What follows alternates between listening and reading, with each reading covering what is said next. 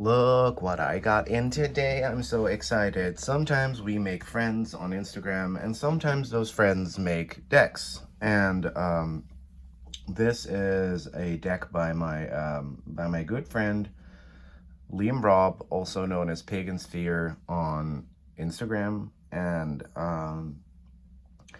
we were at one point kind of talking about creating your own decks, and Liam makes these gorgeous goddess statues, and they're absolutely stunning. And I remember I was kind of talking about it and him being like, yeah, I would love to make a deck that kind of features stuff that I'm kind of missing from decks that are on the market right now, blah, blah, blah. And then he did it. And this is the end result. And I almost squealed when the package arrived this morning because I didn't expect it to be this soon at all. That was a very quick printing and delivery. It's in this really cool, like unusually shaped language. No, there is language in this deck, but that's not that interesting. It's in this very unusually shaped horizontal box, which I love. It has a really neat matte finish, gorgeous graphics. Overall, I think really fits the theme of the box. And you know, we rarely see this, and it would be nice to display it like this on the shelf. It stands upright, you know. It's a stunning presentation to begin with, so that's good. And then when we open the box up, we get the cards. And I have posted a little reading to my Instagram. So what I did was, normally my readings are 100% really all. For this, I just picked 3 random cards without looking at the whole deck, put them back into the deck, and I didn't really pay any mind to the rest of the cards. So, and I have to be honest with y'all, a lot of these I have seen on Instagram, but whenever I like see deck progress from other people, I tend to consciously forget because I want to be surprised. I remember, for example, this is going to sound very nerdy, when there's a new Pokemon game coming out, but especially back when it was still on the 3DS, which I owned. I remember very, very well Pokemon Sun and Moon coming out and me following every update and having every new Pokemon basically spoiled by the end of all the updates. That was kind of a bummer because it felt like there was nothing new left to explore. So I'm going in this completely open. And first off, let's talk about specifics. The deck is printed on a linen cardstock. It's 27 GSM, 270 GSM, which is very thin. However, it feels very, very sturdy. Very sturdy. It feels like this is going to last a long time. The quality is really, really, really good. This has kind of opened my eyes to the linen cardstocks that MPC has to offer, because this is available on MPC, and I'm going to try to put the link to Liam's Make Playing Cards store in the bio. He has a more expensive version available, which would be this one with the nice box. But then for people that are like, meh, I don't really care about the box, I store my decks in bags anyways, there is the option to buy it just in a plain white tuck box, which makes it a lot more affordable. Because when it comes to deck production, the cards themselves are cheap as hell. It's the box, it's the book, it's the gilding that makes all that shit expensive. So yeah, for those who didn't know. So the card quality is really good. It's that really good slippery matte that can fan out just great. That gives great whistle. I love the card backs. I love a good contrasting simple card back. It's so amazing. So anyways, we start with the Fool, who's kind of walking into or out of the water with his knapsack. I really love that. There's a lot of very gorgeous nudity in this deck that is very much very classy. It's not pornographic. It's very, very classy. It's called the Nature Divine Tarot, you know, like we were all born naked and the rest is drag. So I love that. I love that nudity, and I love Liam's very pagan, folky art style. This is not digital work. This is all painted by him, which I think is stunning. All the majors have this sort of vintage looking border around it, which I do like a lot, and I do like the choice of font. Then we get the Magician, where I'm going to put these cards, preferably back in the box where they came from. Yeah, because that's how I like it. Then we have the Magician, absolutely stunning. So I'm not very pagan, so I may not get, there's a shit ton of references here. There's a story behind every card. I do not know all those stories, so Liam, if I miss anything, sorry. But I do love this a lot. The High Priestess, look at that. Like it has all these Celtic and pagan Celtic deities in there. The Empress with the peacock. I think this is absolutely stunning. The color palette is very soothing, very muted, which I really like. Normally I'm one for very bright, in-your-face colors, but something about this is just really soothing.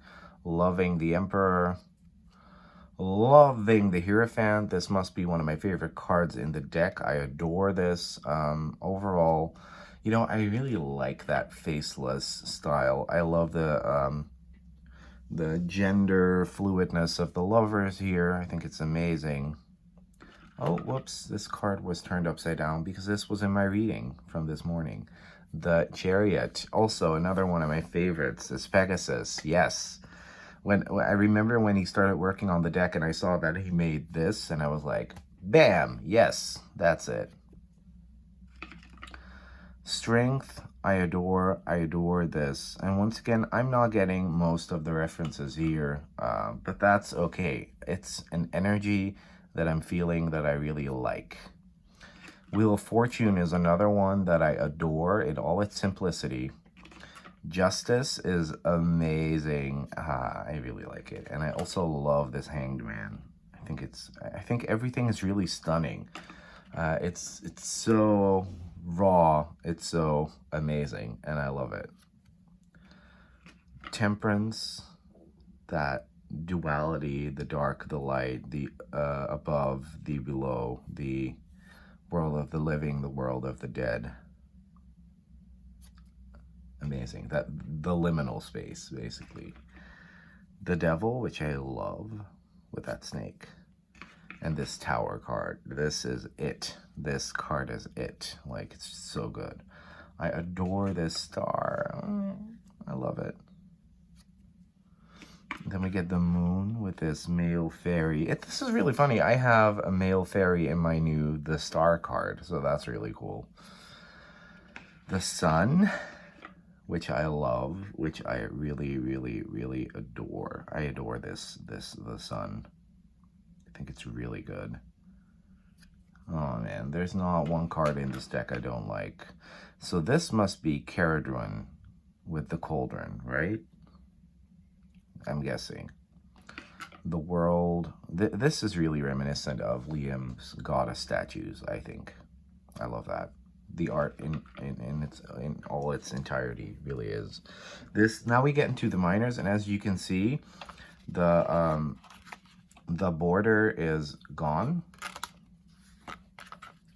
And here we get the Ace of Cups with this lovely koi fish. Then we get the Two of Cups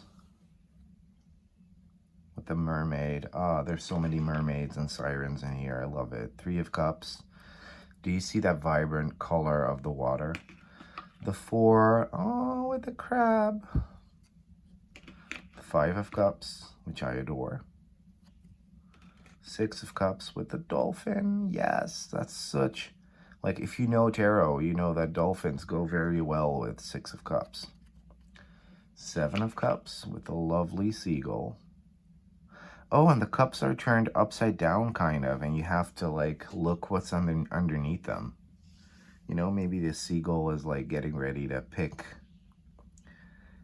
one cup, you know? It's going to take him a lot of effort to turn one over with this little beak.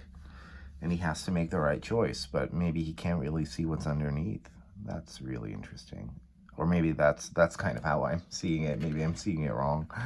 The Eight of Cups, I love that. I think that's really cool. She's like, bye, bye, bitch. Moving on.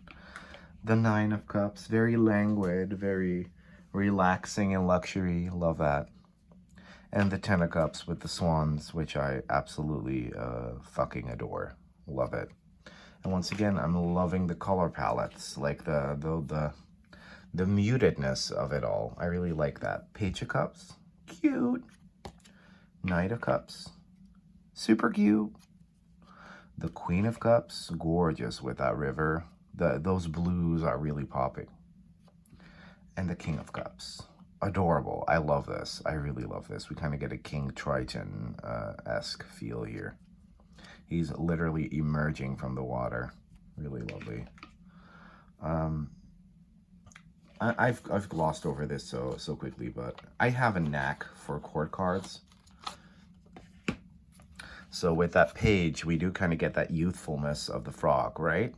So that's really good. And pages are earth of the element. So in this case, earth of water. So he would be the most grounded, down to earth, beginner kind of energy, which I'm totally getting from this card. Then we get the Knight, which is air of water. Is it? Yes, it is. Oh, let me get my book. Let me get my book because I've been working simultaneously on Rider-Waite-Smith and Thoth studies, and it's been kind of annoying, if you get what I'm saying. Air of water. I hope I said that right. Yeah, I did. I should stop doubting myself. Really stupid. But yeah, we get the Knight of Cups, which is air of water, which kind of makes sense for me with the seahorse. I love that because it is more action driven, and instead of seeing an actual horse that is moving forward, we see the seahorse, which I think is very fitting. And then for the Queen of Cups, that would be water of water. And that's a very receptive, relaxed, emotional energy, very deep, very intuitive. And we kind of see this queen just chilling by this river. But then for the court, for the king, we get fire of water. And that makes total sense with this illustration because he's literally emerging, almost bursting from the water. Very action driven. So I love that. I'm not going to do that for all the courts, but I just wanted to say that I used to really hate the courts. Now I really love them. Then we get the Ace of Wands. Stunning. And another one of my ultimate favorites, the Two of Wands, with that sun rising or setting, depends on how you look at it, precisely between the antlers of this super gorgeously illustrated deer. And I think it's stunning, this heart of the forest.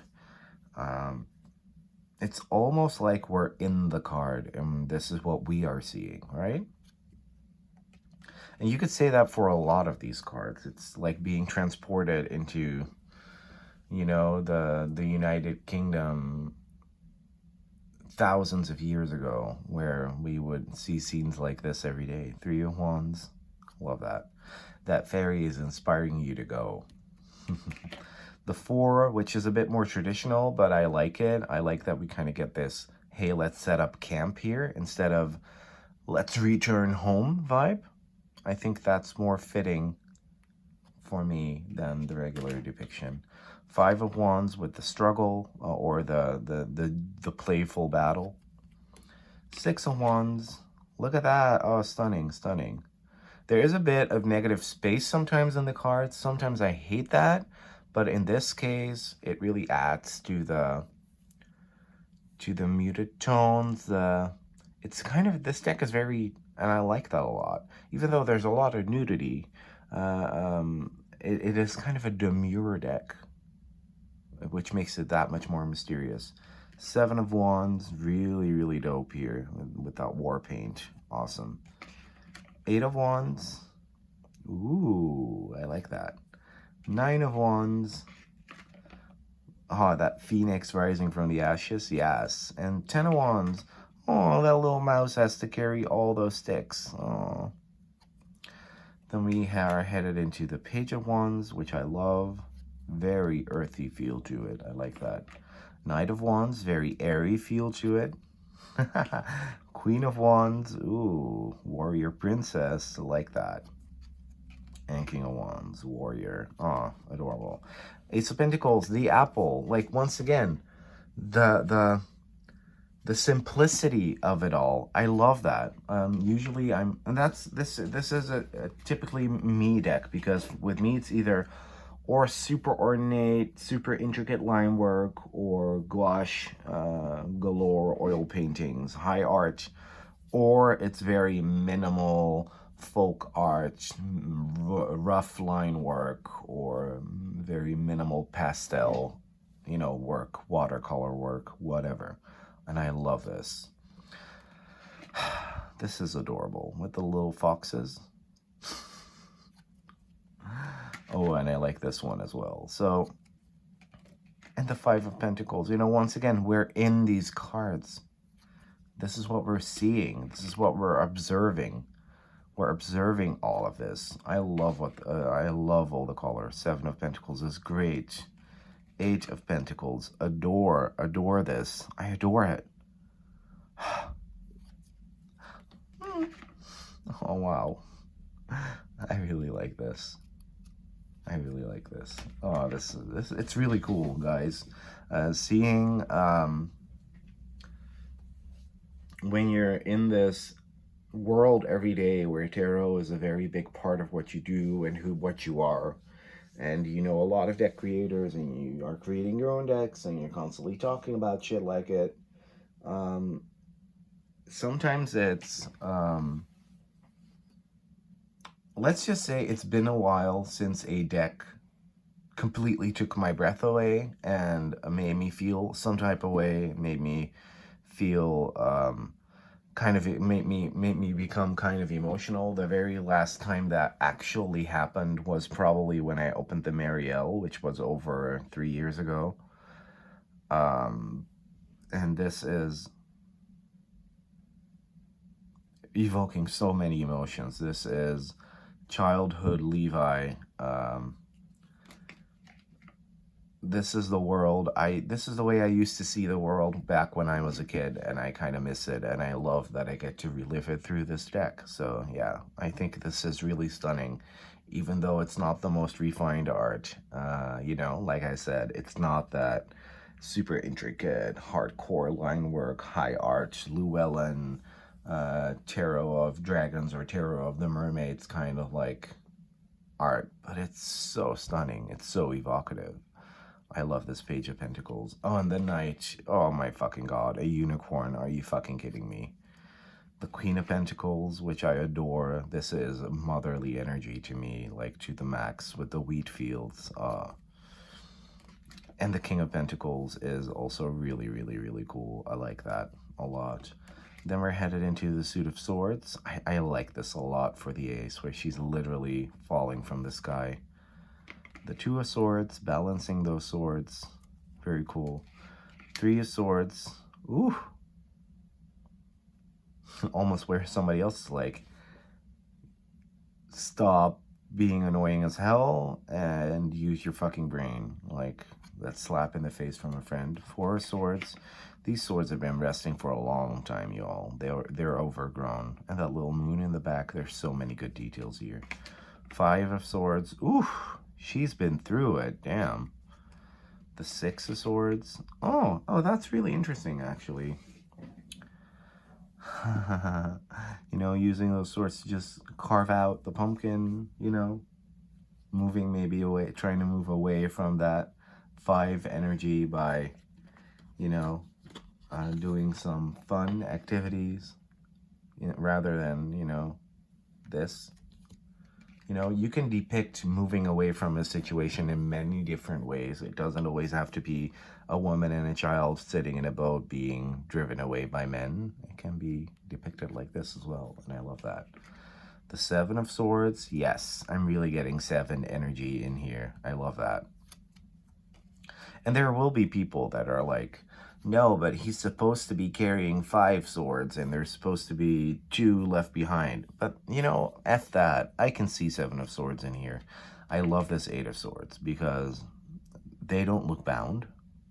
There's this butterfly up top. This person sitting in there could just, you know, try to get out, but they're kind of chilling there. They're good. 9 of swords, totally giving me that mental anxiousness, that anxiety. And this 10 of swords with that angel that's been stabbed to death on the rocks. Adore it. Then we get the page. Look, the Red Robin. Oh, the knight with the hummingbird and the little fairy. That's just epic. The queen. Stunning. This is stunning. Stunning. Oh, yeah. And the king. Very stoic on his throne. Love it. Liam, I don't know if you're going to watch this. I really hope you are. I adore it. I'm going to shuffle this for you guys so you can see how, you know, how thicker isn't always better. Because this riffle shuffles amazingly. Did you guys hear that whistle? That's the whistle you only get from a linen cardstock. I love linen cardstock whistles. This linen cardstock was made to use, made to bend, made to shuffle. That's why it's thinner. Because it's supposed to be pliable. It's supposed to be usable. It just ever so effortlessly glides through your hands. It's stunning, guys. Let me try to, this is not a completely solid cloth, but I'm going to try to sort of, I can't do a Lisa Papez fan, but I can show you how easily it just glides. It just glides. I love it. Thank you guys for watching this first look, first impressions. This has been Levi from Masculine Intuition Readings with Liam Robb's Nature Divine Tarot. Bye-bye.